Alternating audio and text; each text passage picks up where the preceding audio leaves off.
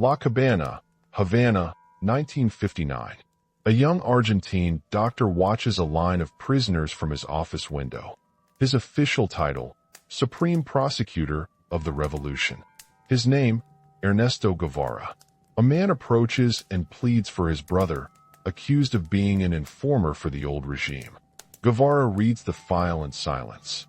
He looks up, expression unchanged, and pronounces, "Pardon." No more words are needed.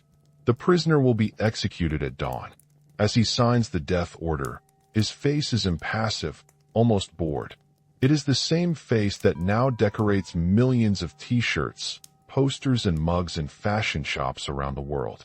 The cool icon that sells rebellion from Miami to Tokyo was, in reality, the architect of a summary justice system that sent people to the wall as easily as he signed autographs. Che Guevara, the killer turned brand. The camera of popular memory loves a tidy origin story. After the opening shock, that tidy story is exactly what most textbooks, movies, and slogans hand you. A young doctor privileged, restless, throws away comfort after a road trip and returns baptized by the suffering of the poor. He exchanges a white coat for fatigues. He trades a motorcycle for a rifle. He becomes a hero who helped overthrow Batista, who dreamed of a hemispheric emancipation, who sacrificed himself for the downtrodden. It is a comfortable story. It fits posters, lesson plans, and marketing briefs. It comforts. That is the official version you probably learned in school or absorbed in film clips. It is cinematic by design. The montage is clear. Childhood home, wounded countryside, the famous motorcycle diaries seen by the riverside, the site of injustice that converts curiosity into conviction. The narrative flows toward a moral inevitability, the conversion of the compassionate doctor into the austere revolutionary. Diarios de Motocicleta shapes that conversion into a nearly spiritual awakening. Cinematography highlights faces, close-ups linger on eyes, and the score nudges you to empathy. It is a neat script. In textbooks and left-leaning histories, he is the conscience of Latin America.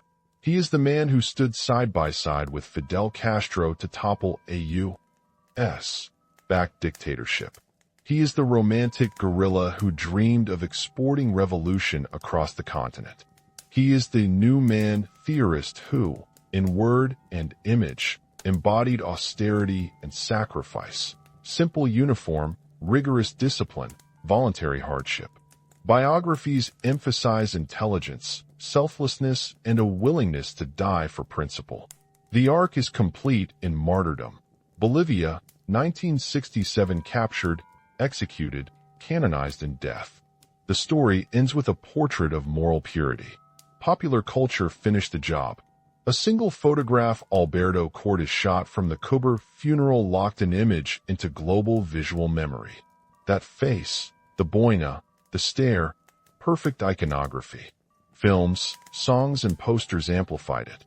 The market did the rest. T-shirts, mugs, stickers, merchandise turned the radical into a commodity. The face outlived context. The more polished and portable the myth, the easier it was to trade it. Governments could hoist a martyr on school walls. Students could wear a badge of rebellion. Brands could co-opt an anti-capitalist image to sell leather, soda, or cars. The irony is almost comical. Capitalism monetized the enemy. Listen to the official voices. Textbook narrator voice. Ernesto Guevara was a moral exemplar. He chose revolution over comfort. He sacrificed himself for the oppressed. Documentary voiceover. Che's life was a testament to international solidarity. His journey from doctor to guerrilla was inevitable. Political oratory. He embodied the hopes of the dispossessed. He was the conscience of a nation. Each voice smooths rough edges. Each version locks trauma and contradiction out of view. They are confident, concise, comforting.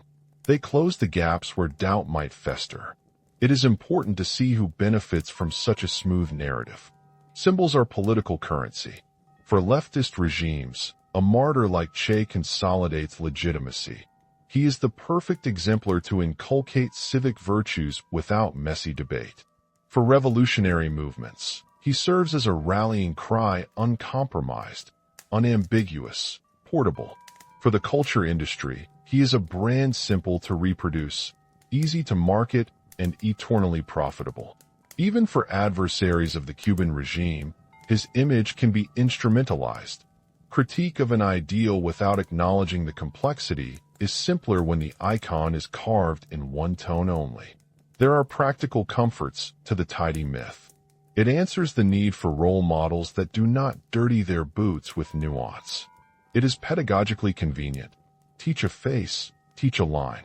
It is emotionally efficient, grief condensed into a banner. And it is commercially advantageous. A single high-contrast portrait is easy to print on a shirt or stamp into currency. The machine that manufactures the myth-state apparatuses, film studios, universities, and multinational marketers knows this, and it exploits the simplicity. Yet that smooth surface is deceptive. For all its elegance, the official story leaves stains in the margin. It leaves out the moments when the individual behind the portrait acted not as healer, but as judge. The times he endorsed violence without judicial safeguards. The instances in which ideology outranked humanity. Those omissions are not mere historical footnotes. They are openings, cracks in the facade that, when pried, reveal a more conflicted human and a more troubling political practice. If you read only the cheerful versions, you will miss how much of the Che that was marketed was selected, airbrushed, and sometimes invented for political ends. You will miss the quieter evidence that complicates the conversion tale, correspondence that predates the motorcycle journey and shows early Marxist inclinations, administrative records that place him at the center of decisions about life and death, economic memos showing policies that contributed to chronic shortages. When you hold these documents side by side with the icon, the picture begins to wobble. We will return to each of these tensions. For now, keep the image you were taught in mind, because the next step is to probe where that image cracks and why those cracks matter. The version everyone knows is useful, but it is also incomplete. And when a public symbol is incomplete by design, the question becomes less about individual failings and more about the politics of forgetting. Before we dig deeper, a short note. Thank you for staying with this investigation. This channel is new, and every subscribe helps us keep digging into histories the classroom often glosses over. If you value careful, evidence-based questioning of popular narratives, consider subscribing. Our goal is to reach 1,000 friends who want to reclaim complexity together. Now, strip away the posters and the slogans. What remains is a much messier collection of documents, letters, eyewitness accounts, and administrative files. That is where the first fissures in the official story show up, not as grand revelations at once, but as a series of small, accumulating anomalies that make the tidy narrative impossible to sustain without serious omissions. First fissure, the motorcycle diaries myth. The film shows a young man humbled by poverty and awakening. It is cinematic, yes, but it is not the whole story. The real journals, read carefully, reveal a more complicated intellectual orientation. Long before he left Argentina, Ernesto Guevara had been exposed to Marxist literature in university circles. He was curious about social questions in a theoretical, not only emotional, register. The journey provided empirical texture to ideas he was already entertaining. He sought evidence for conclusions he had been drafting on paper. The road was confirmation, not genesis. This matters because the origin story of moral awakening is morally attractive. It suggests an open mind turned compassionate. But historical truth is often less tidy. People tend to interpret new experiences through frameworks they already possess. If a later life of radical decisions emerges from a prior ideological disposition, then the narrative of accidental conversion becomes misleading. It hides pre-existing commitments and the intentionality of subsequent choices. Second fissure, the celebration of violence as a political virtue. In private writings and public ones, Guevara articulated a theory of struggle. The number of executions there is disputed. Some sources list around 156. Others claim up to 550. Numbers vary because the records were chaotic and because later narratives were motivated to minimize or exaggerate according to political aims. Still, even the lower figure represents a systemic pattern of summary justice. Here the tension is not just numerical. It is ethical and procedural. The state's defenders argue many of those executed were Batista's torturers, men guilty of severe crimes. That is relevant, but it does not address the documented cases of political dissenters, religious minorities, and marginalized groups who were caught up in the purges. Humberto Sory is a case in point. A revolutionary commander who helped draft early laws for the new government and then was executed for disagreeing with the line the revolution took. This is not about punishing torturers alone. It is about the consolidation of power through the elimination of pluralism. Fourth, Fisher, the economic dimension. The same man who railed against materialism was placed in roles of fiscal and industrial responsibility.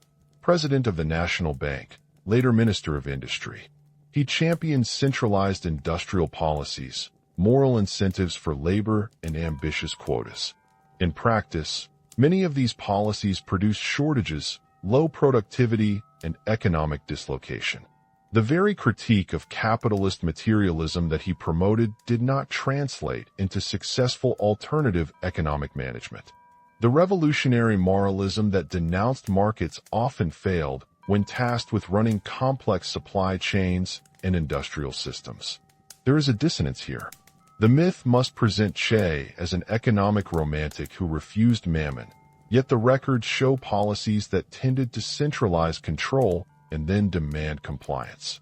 For millions of Cubans, the costs were real: rationing, scarcity, and an economy that struggled to grow.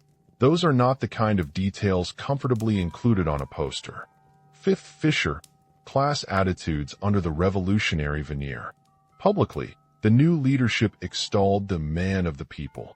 Privately, testimonies from associates describe moments in which Guevara displayed a paternalistic or even condescending attitude towards segments of the Cuban population. He expected the masses to be disciplined, to accept guidance, to be molded. That paternalism contradicts the populist ideal of spontaneous, organic revolutionary agency. Instead, it aligns with a technocratic, vanguardist impulse, the belief that a politically enlightened minority must shape the masses, often by compulsion. Sixth, Fisher, the international posture. The myth often frames Che as a principled adversary of imperialism who would never stoop to the tactics of his enemies. But during the missile crisis and other flashpoints, documents and testimonies indicate a willingness to escalate, to contemplate actions that would inflict mass casualties on adversaries. A willingness to risk catastrophic escalation undermines the simple category of moral hero devoted to defending the oppressed. It reveals a strategist for whom geopolitical outcomes justified grave human costs. These fissures accumulate. Each by itself could be dismissed as nuance. Together they produce a pattern. An actor who combines sincere anti-imperialist convictions with a readiness to employ violence, a belief in ideological purity that tolerated harsh measures, and a managerial approach to politics and economy that produced mixed and often negative results.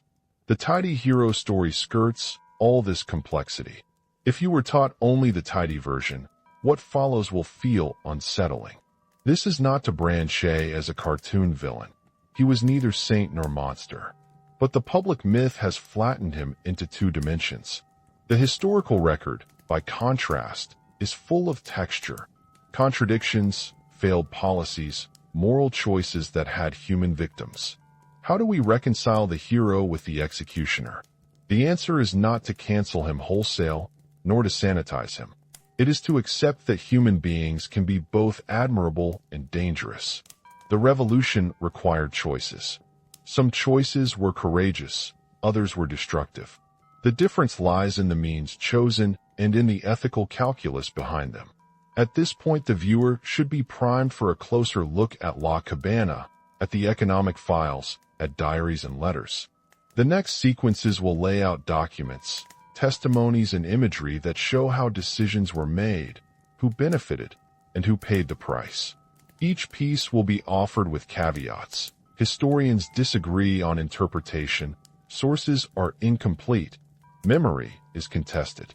But the cumulative force of the evidence is to show that the official image omits more than it includes. What the official narrative did, deliberately or not, was manufacture a symbol out of a human being. It isolated a few images and phrases that carried effective power and turned them into a universal shorthand. That shorthand is useful for slogans. It is poisonous for history. Symbols flatten conflict. They erase victims. They sanctify leaders and obscure mechanisms of power. The consequence of this flattening persists. When a revolutionary image becomes marketable, the political message is neutralized. When a martyr becomes merchandisable, the moral ambiguity is erased. And when official curricula repeat a simplified portrait, generations grow up with a sense of certainties that do not reflect the messy archives. That is why a documentary that wants to be honest must first dismantle the myth and then, carefully, reconstruct a more complex portrait, one that leaves the viewer unsettled, not because it condemns automatically, but because it refuses to hide the compromises and costs of political struggle. The next part will walk through the primary documents, diary excerpts, tribunal logs, economic memos, and eyewitness interviews. That is where the truth, in all its inconvenient texture, resides. The tidy myth has given you a comfortable bench. Standing up from it is the only way to see the whole, painful landscape. Keep watching, because the scene behind the poster is both darker and more revealing than the poster itself suggests. The romantic story fractures when we place archives next to posters. The first cracks are deceptively small. A phrase in a private letter, an administrative memo signed with a flourish, a testimony that refuses the official rhythm of praise. Taken alone, each item is a detail. Together, they form a map of contradictions that the tidy myth cannot contain. Start with the early intellectual formation. The motorcycle diaries film frames the trip as a moral awakening. Yet the notebooks and correspondence from the late 1940s and early 1950s show a young Ernesto already conversant with Marx, Engels, and early revolutionary literature. He read critiques of capitalism with more than passing interest. He discussed structural explanations for poverty in seminar rooms. The journey through Latin America did not invent his critique. It furnished him with empirical encounters to validate pre-existing hypotheses. The awakening narrative sells discovery. The documents suggest confirmation. This matters because stories of conversion imply an openness to change that absolves philosophers of their prior commitments. The archival reality shows a person who sought evidence for an analysis he had been developing. The difference sounds pedantic, but it changes responsibility. A discovered conviction feels accidental and redeemable. A premeditated commitment is a choice that carries obligations and consequences. Next, the philosophy of violence. You can find his most unsettling lines in plain print.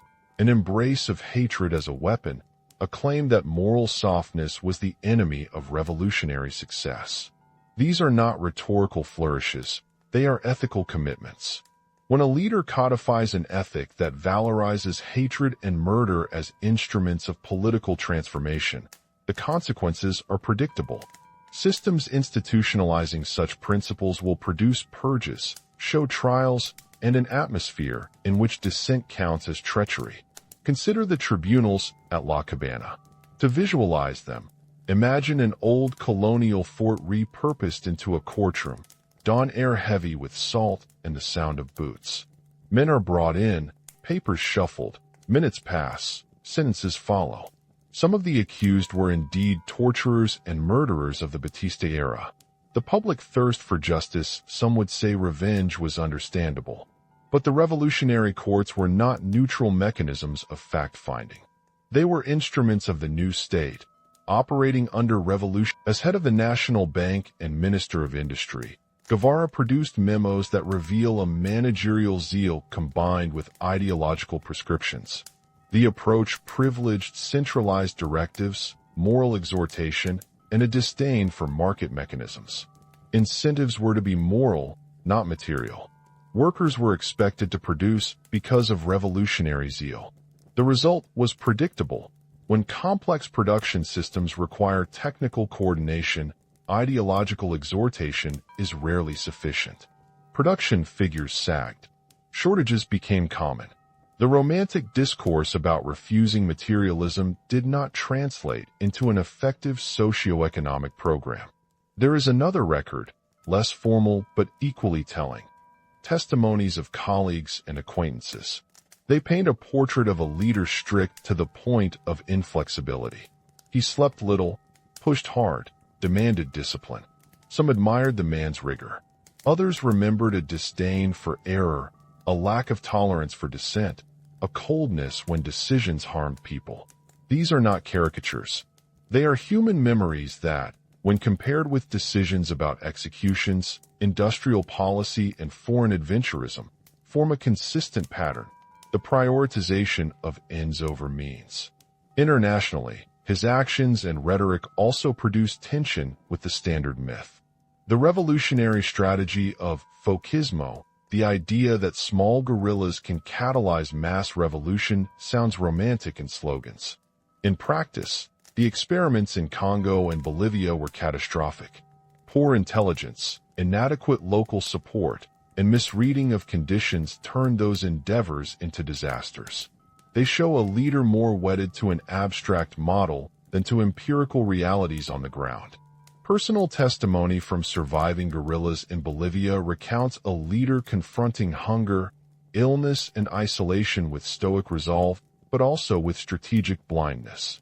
The Bolivian campaign failed not merely because of external pressure, but because of analytical errors, a misreading of rural class composition, overestimation of solidarity networks, underestimation of counterinsurgency capacities.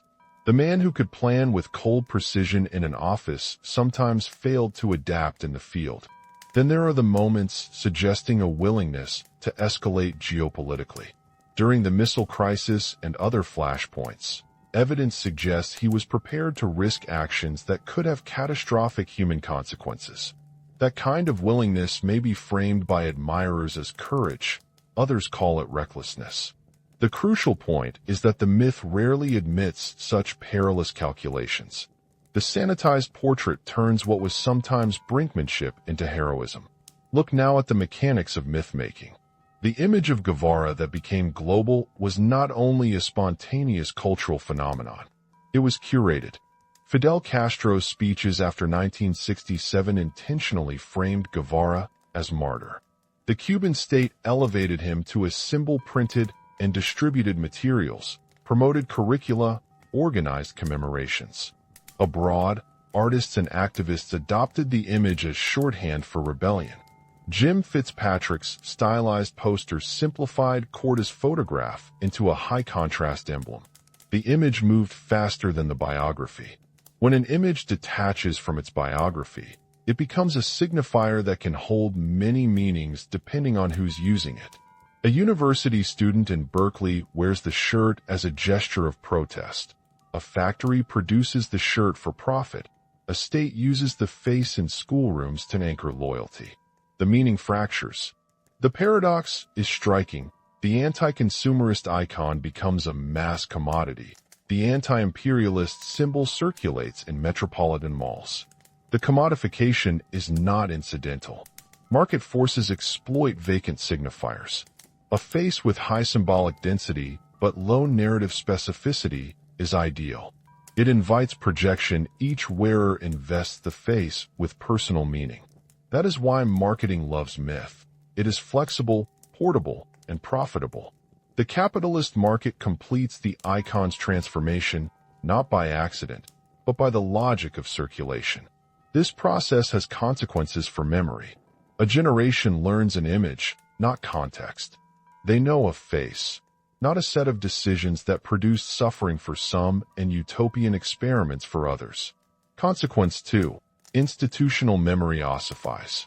In Cuba, the state canonized the man. In the West, the market neutralized him. Both reductions hagiography and merchandising obliterate complexity. Confronted with the records, defenders of the myth make plausible arguments. They emphasize context, the trauma of dictatorship, the need for revolutionary justice, the global pressure on Cuba, the hostility it faced. Those contextual points are genuine. Yet context does not exonerate methods. A brutal answer to brutality creates cycles of suffering. The question is not whether revolution had reasons. It is whether those reasons justify the methods chosen and the human toll they produced. At stake here is more than a biography. It is how societies decide to remember and teach. Do we memorialize courage while ignoring the instruments used? Do we compress ambiguity into symbols that serve present political or commercial needs? The documents suggest that, on multiple fronts, judicial practice, economic policy, international adventurism, Guevara's actions had high moral and human costs that the sanitized myth occludes. A thorough reading of the evidence forces a different kind of conclusion. Not that one must demonize a person who had admirable traits, but that worshipful simplification is irresponsible. An honest portrait recognizes both the courage and the cruelty, the intelligence and the inflexibility, the idealism and the occasional callousness.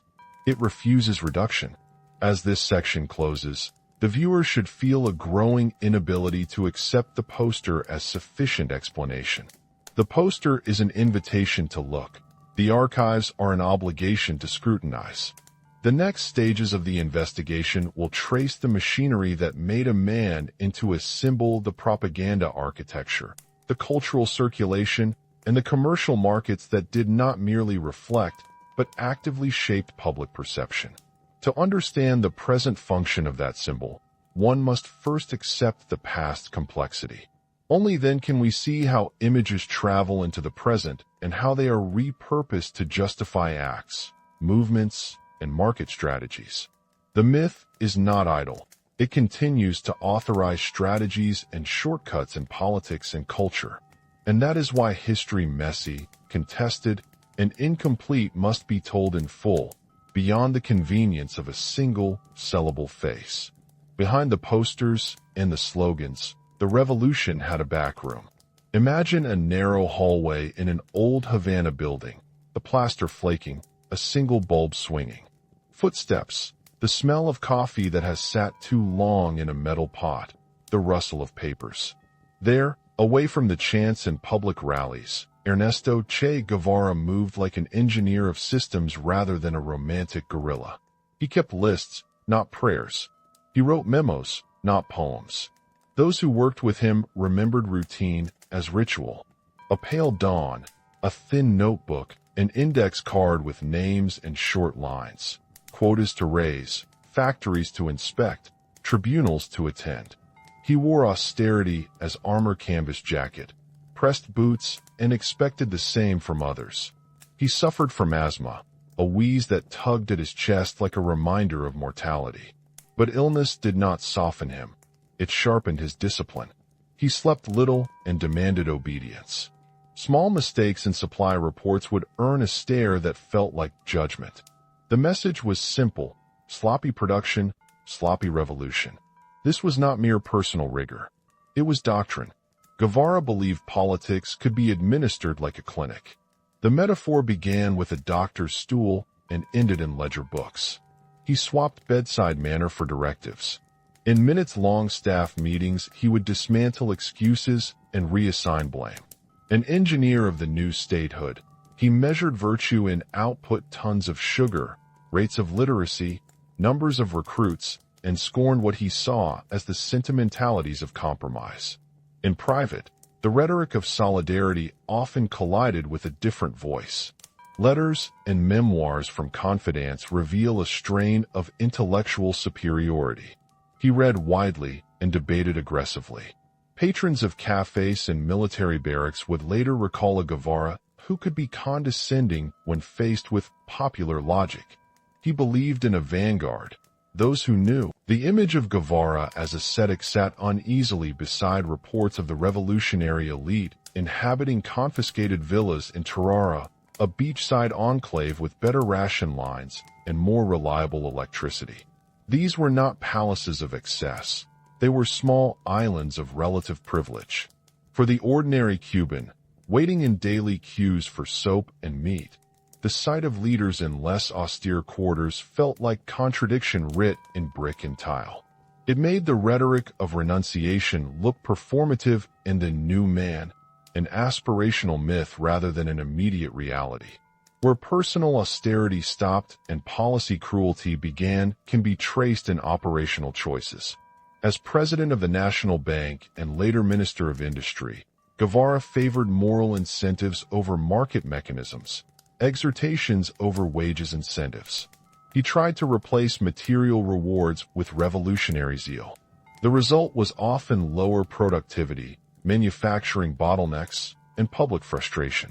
Files reveal memos ordering quotas and moral lectures, not technical investment plans. In the interstices of those memos lay shortages, empty shelves, idle factories, a populace learning that moral suasion could not repair broken machines. Perhaps the most disquieting scenes from these backstage accounts are the moments that hint at strategic cruelty. In tense hours during the Cuban Missile Crisis, anecdotes surface of Guevara's readiness to press hostile advantage. According to several testimonies, he was willing to contemplate extreme escalation as a political tool that sits poorly beside the image of the humanist doctor. Whether rhetoric or real intent, the suggestion that he would countenance mass destruction as leverage reveals a calculative mind that treated human lives as variables to manage. That calculation, when paired with his administrative role, helps explain later decisions that would sacrifice legal norms for political consolidation. You have seen him in schoolbooks and on shirts, the founder of the new man. Now picture him in a cramped office with cigarette smoke, a ledger, and a ledger of lives. The romantic optics dissolve into a grimmer economy of choices and trade-offs. The man who could lecture on the moral worth of the proletariat could also sign memos that made their daily life harder. This is the backstage, not spectacle, but machinery. And machinery hums until something breaks. The next act is the break. La Cabaña is stone and wind and the taste of salt in the air. Picture dawn over the old fort, its courtyard spattered with the light of early sun, the clods of grass flattened by boots. In 1959, La Cabaña was repurposed rapidly, from colonial defense to revolutionary court. The transformation was literal, from cannon embrasures to judges' benches, and symbolic, the new order claiming the instruments of the old. It is there, in that claustrophobic institutional repurposing, that ideology met procedure, and procedure met its worst temptations. The tribunals were quick. Not a legal culture of deliberation, but a revolutionary adjudication designed to be swift and to signal. Records fragmentary, as they are show hearings that sometimes lasted minutes. Papers were shuffled. Witnesses, when present, spoke under strain. Defense counsel, if allowed, had fleeting time. The standard was not beyond reasonable doubt. It was necessary for the revolution. The logic was simple and brutal. The fewer the delays, the safer the nascent state. That rationale, when hardened into practice, produces a conveyor belt where verdicts override investigation. Who went to the wall? The short answer is many categories, and not all of them congruent with retribution for crimes. Certainly some of those executed were brutal agents of Batista's police, torturers, and collaborators who had committed genuine, horrific acts. For victims and their families, seeing swift justice was understandable, but the scope broadened. Small owners who resisted expropriation, religious activists, political dissenters, and people targeted for social or moral deviance, homosexuals, religious minorities, found themselves inside the same mechanism. Umberto Sorimarine's case is illustrative. A revolutionary commander who helped sketch the early legal architecture of the state and was, months later, executed for dissent. That turn shows how defense of the revolution could become a pretext for eliminating pluralism. Numbers have always been a battleground.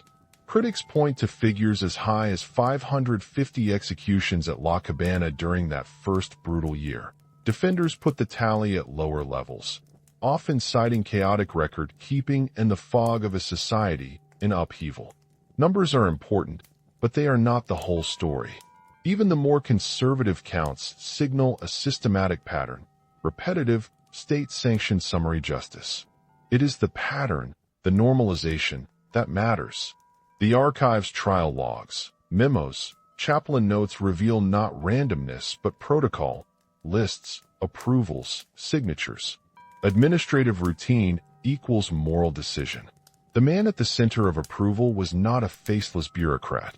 Witnesses placed Guevara in the role of ultimate arbiter.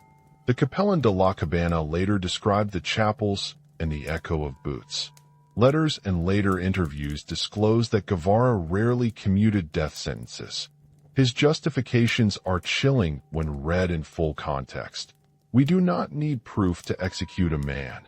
We need proofs that it is necessary to execute him. He wrote in a formulation that displaces evidentiary standards with political necessity. That phrase is not an offhand remark. It is an ethos. Where law becomes policy and policy becomes purge, the presumption of innocence is eroded into the presumption of guilt based on political utility. Procedure also masked optics. Public executions, bodies displayed as warning, curated press accounts, these were political theater as much as punishment. The goal was deterrence, and deterrence sometimes reads as terror. When the state frames dissent as treason, the social space for debate narrows. Fear becomes a currency. The revolutionary project, seeking stability and control, could justify harsh measures as temporary necessary excesses. Yet temporary measures often calcify into structures of governance. The precedent set at La Cabaña traveled into later institutions of control, surveillance, censorship, and a political culture intolerant of pluralism. Look at the small human stories and the mechanized administration together. A husband begs for clemency and receives a curt pardon. A commander who penned laws becomes an enemy for policy disagreement. A family wonders where the due process went. These micro-scenes accumulate into a macro truth. The revolution established survival over deliberation. The moral calculus was simple and unforgiving. The revolution's preservation trumped procedural justice. The consequences were immediate and long-lasting. A culture of fear anchored early consolidations of power. People self-censored. Potential opponents fled, were exiled, or were eliminated. Institutions that might have developed into forums for dissent were instead co-opted into enforcement arms. The symbolic cost was also steep. The physician who once pledged to save life had become a judge of who deserved to live. That paradox unsettled many at the time and continues to complicate the public memory. Yet the public story that survived and proliferated after 1967 was not that of lists and firing squads. It was martyrdom and sacrifice, a narrative scrubbed of procedural ugliness. And so the work of transformation shifted from La Cabaña's courts to the workshops of memory. Speeches, memorials, curricula. The stage was set for the next act. The transformation of a man and an event into a sanitized symbol, and for the conversion of an inconvenient past into a marketable myth. How did images erase instruments? How did a photograph outstrip a docket? The machinery that followed would make image more persuasive than document and profit more powerful than interrogation. The next scene reveals the mechanics of that erasure. A single photograph can outlive 1,000 pages of testimony.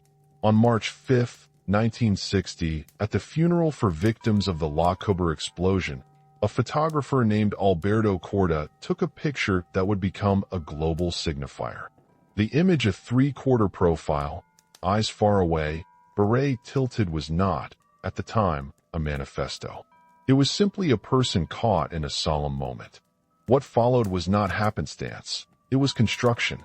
The death of Guevara, the signifier had become hollow enough to be filled by many causes. That hollowness was the asset. A significant transformation occurred when the symbol was untethered from context. The death of the man became a canvas on which each user painted their own grievances. A student in Paris could think of Guevara as a romantic hero. A coffeehouse fashion brand could think of him as an edgy logo. The face traveled faster than the archive. Where the archive's trial logs, memos, diaries required reading and context, the poster required nothing. It delivered effect, instantly recognizable and easily commodified. The marketplace completed the irony. Paradoxically, the capitalist logos that Guevara opposed were among those quickest to appropriate his image. Brands discovered the affordance of rebellion as a marketing niche. The face that denounced commodity fetishism became a commodity. Shirts sold in malls in Tokyo and Miami. Advertisers borrowed shock value from the very dissident they would have dismissed a decade earlier. In this loop, anti-capitalist posture fed capitalist circulation. The revolutionary's visage became a fashionable token of identity rather than a political program. But state propaganda was not merely aesthetic. It was structural. In Cuba, the man was canonized through school curricula, statues, and public ceremonies. Textbooks simplified his life into a morality play. Selective publication of his writings emphasized internationalism and solidarity. Suppressing or downplaying his advocacy of ruthless repression made the narrative manageable. Museums curated artifacts. Monuments froze a particular gaze. The state did not only celebrate a hero, it disciplined collective memory. Western culture finished the job with film and literature. Movies like The Motorcycle Diaries highlight the youthful, empathic journey while omitting later bureaucratic and violent turns. Biopics and novels prefer a redemptive arc. This is not merely artistic selection. It is simplification for mass audiences. The film frame crops complexity to concentrate emotion. Complexity, by cinematic standards, is heavy. The market prefers neat arcs. The tools of the myth machine are both low and high-tech. They include speeches, school syllabi, curated archives, sealed documents, commissioned art, and the industrial reproduction of imagery. They also rely on what social scientists call signifier vacancy, the deliberate creation of an image insufficiently specific so many can project onto it. This vacancy is politically useful. It allows different groups to claim the same symbol for conflicting ends, diluting its original content while amplifying its circulation.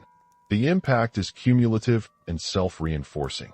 A generation with a poster knows a face. Another generation with a documentary knows a feel. Memory ossifies into culture and enters the market as design. The icon becomes shorthand, rebellion without risk, conviction without consequences. The very ubiquity of the image prevents the slow, granular work of archival critique. Why read tribunal logs when a poster does the job of feeling? Understanding the propaganda machinery does not erase Guevara's historical contributions or his sincerity. It does, however, reframe the question, what survives when action is converted to image? And who benefits when a contentious life is abstracted into a consumable sign? The answers point to multiple beneficiaries: revolutionary regimes seeking canonical martyrs, cultural industries seeking symbols that sell, and political movements seeking easy legitimacy. The losers are the complexity of history and the memories of those who suffered under the policies compressed into the myth. After the dismantling of context, what remains? An almost holy face on 1,000 consumer goods, an entry in school curriculums, a soundtrack of protest songs, and an archive of documents, often sidelined, that tell a different story. Discovering the dissonance between image and archive is not an exercise in iconoclasm. It is a civic necessity. The subsequent task is to assemble, from Fragments, a portrait that honors facts and includes the victims not to replace one simplification by another, but to refuse simplification altogether.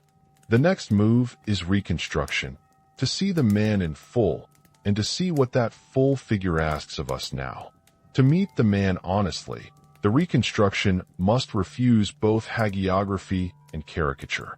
It must set down, in plain sight, the tensions that make Ernesto Che Guevara a figure so oddly mutable, a healer who became executioner, an intellectual who distrusted debate, a man who lived austerity and tolerated privileges for his inner circle.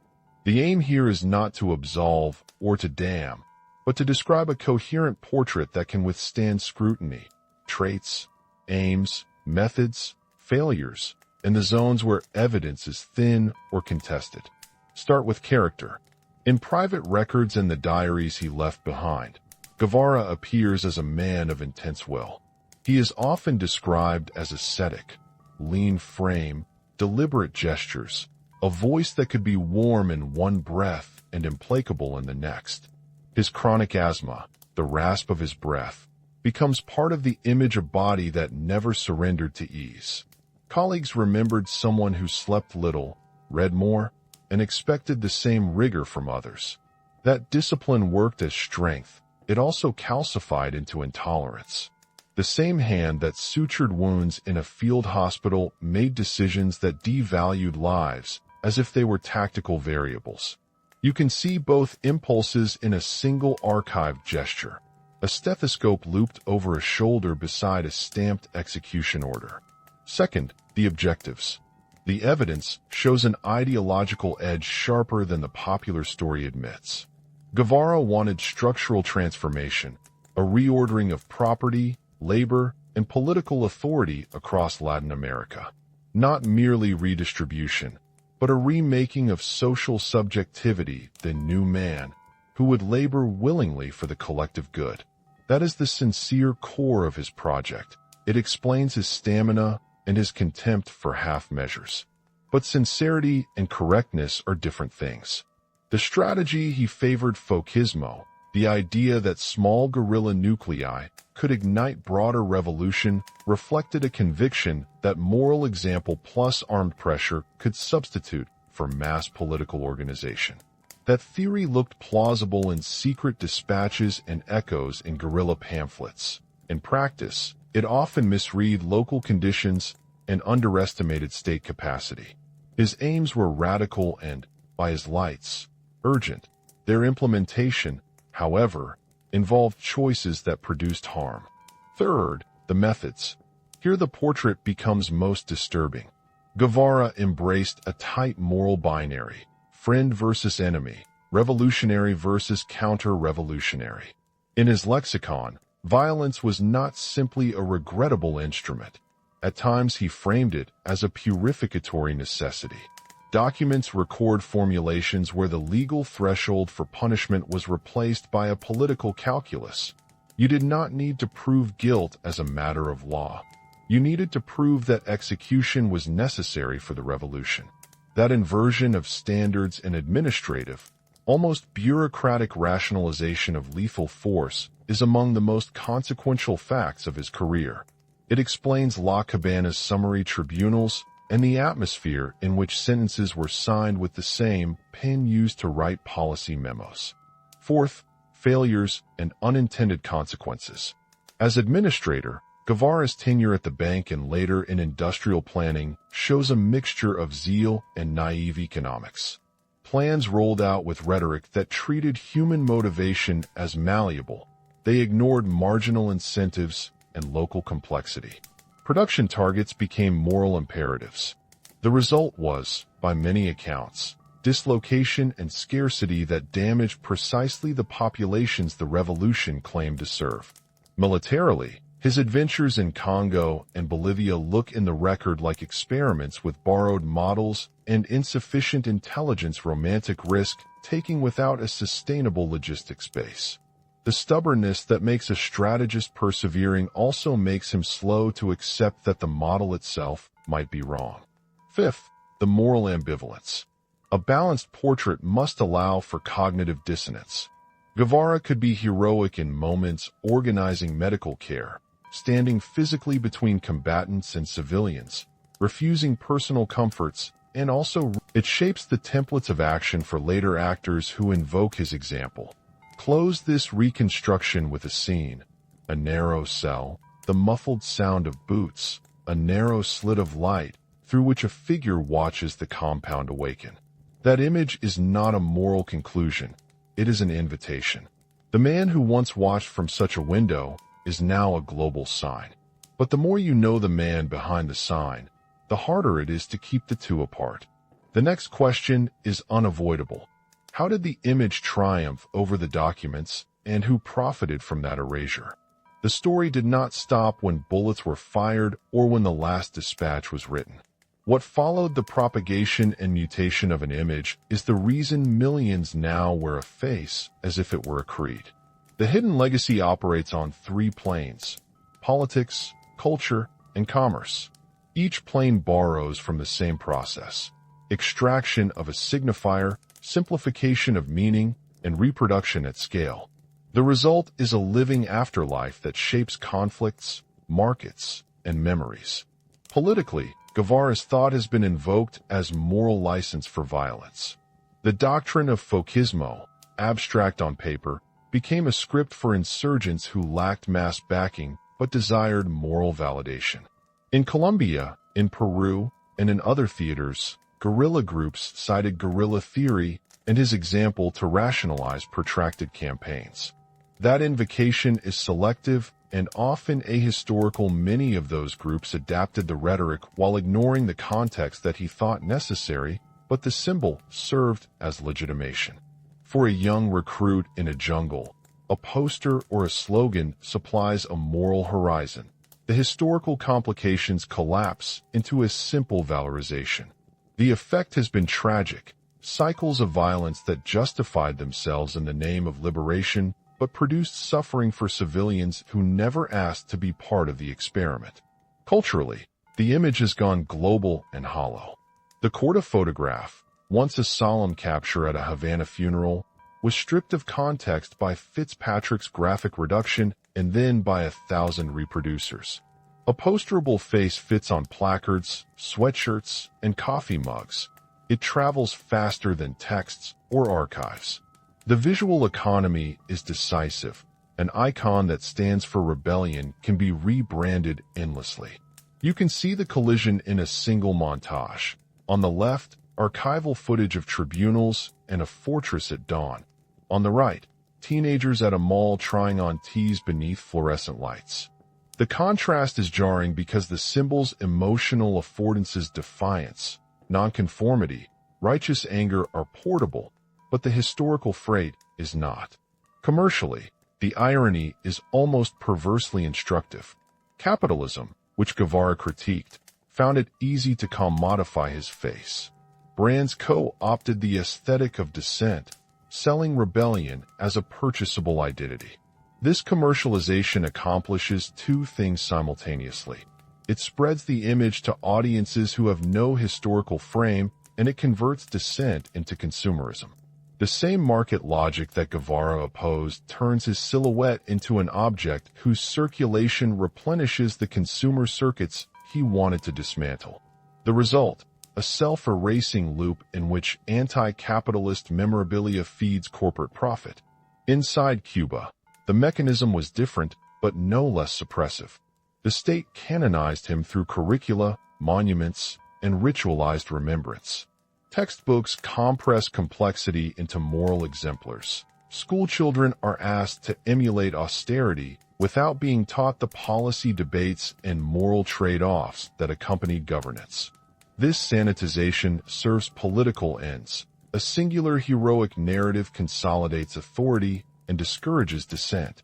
It is an internal housekeeping operation. Celebrate selectively, omit discomfort, and cultivate exemplars as civic shorthand. Media and film play a central reinforcing role. Friendly films accentuate the youthful empathy. Documentaries select passages that fit a neat arc. and biopics crop complexity in favor of a clean emotional through line. Audiences experience a cinematic Che, a pilgrim of conscience, which substitutes feeling for document. The result is generational. Each cohort receives a distilled version, sangria tinted and consumable, that replaces the archive for many viewers. There are more subtle consequences. Language itself absorbs the symbol. Being a Che becomes shorthand for rebelliousness, almost never for authoritarianism. That lexical erasure is potent because it frames political predispositions. When a public figure is labeled a Che in pop discourse, the nuances of method and moral ambiguity evaporate. The symbol becomes default praise, not critical diagnosis. The civic cost of this process is not merely academic. When icons displace documents, policy debates become theatrical. Incoming movements reach for convenient legitimacy, a posterable face, rather than for the messy praxis of coalition building, accountability, and compromise. The appetite for simple symbols short-circuits deliberative politics. And when violence is sanctified by a mythic past, it becomes easier for future actors to argue that force, however brutal, is historically endorsed. Yet the picture is not wholly deterministic. Symbols can be reclaimed. The archive exists. Trial logs, chaplain notes, economic reports, and personal letters survive in repositories. The work of historians, journalists, and survivors is to reintroduce texture, to show the fissures between the photograph and the file, the face and the ledger. That is slow, patient work. It requires new curricula, public memorials that name victims, and media that privileges context over charisma. Imagine two parallel frames. In one, tourists queue to photograph a mural of a stylized face. In the other, a small room where relatives of the executed place flowers and read names aloud. Which of those images circulates is a choice, not an inevitability. Who makes the choice matters. Right now, the choice favors spectacle. The question is whether time and inquiry will shift the balance toward accountability and fuller memory. Before the final reflection, one more disquieting observation.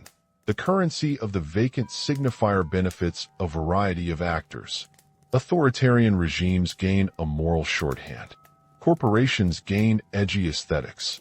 Movements gain instant branding. The losers are nuance, victims' testimonies, and the public's capacity to hold morally complex figures in view without converting them into slogans. The final part of this dossier asks the most uncomfortable question of all. Who, in a modern agora of images and markets, actually benefits from reducing a life to a logo? We began with a window onto La Cabaña and a sentence, pardon, that turned private justice into public theater.